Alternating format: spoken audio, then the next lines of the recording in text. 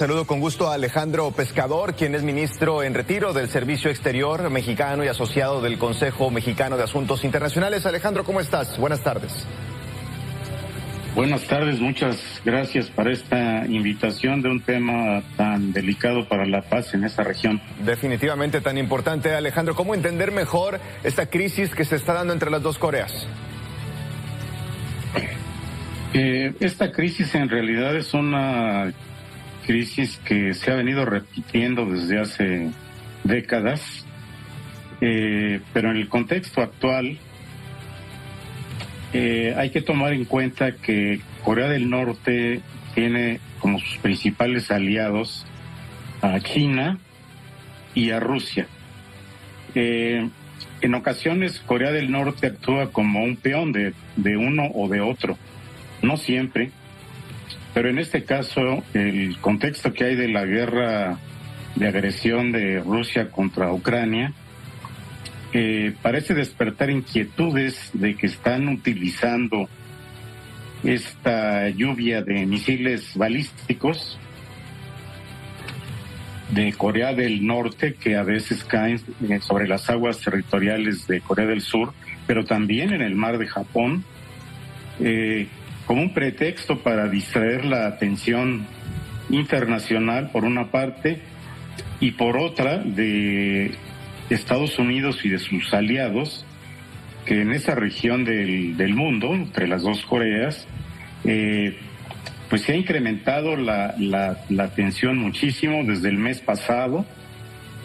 Hubo una propuesta de Estados Unidos en el Consejo de Seguridad de Naciones Unidas para aplicar mayores y más drásticas sanciones contra Corea del Norte por estas provocaciones.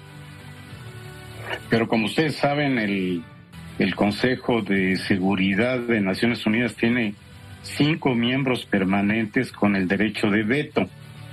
Entonces esa propuesta de Estados Unidos no fue aprobada por el veto tanto de Rusia como de China.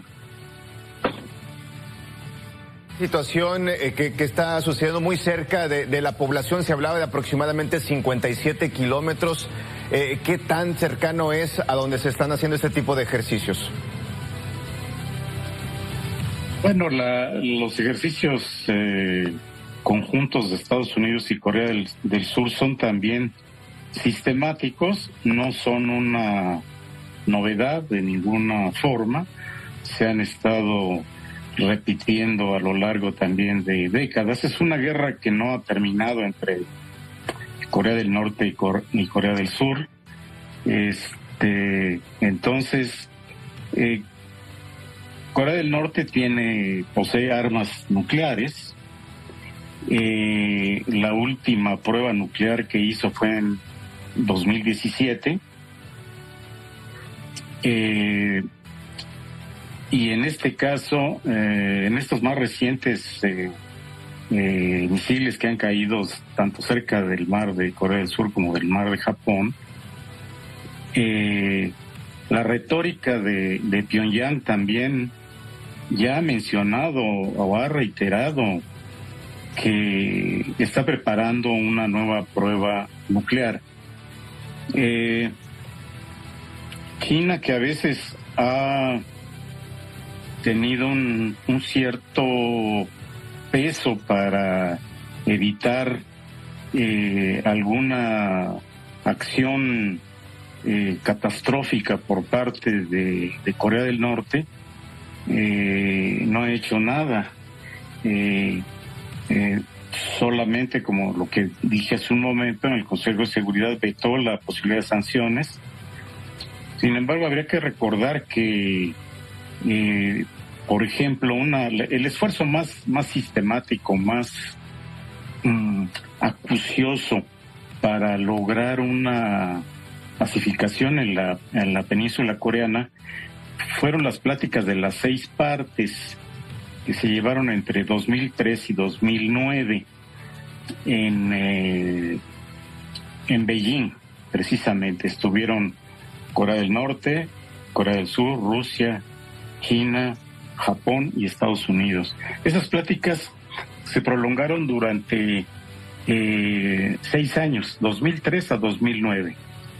Curiosamente, tan pronto terminaron los Juegos Olímpicos en Beijing, las pláticas prácticamente se suspendieron y definitivamente este marco de negociación expiró en 2009. Entonces, cuando a China le conviene también que haya una actitud más negociadora, más respetuosa de la seguridad de Corea del Sur y de Japón,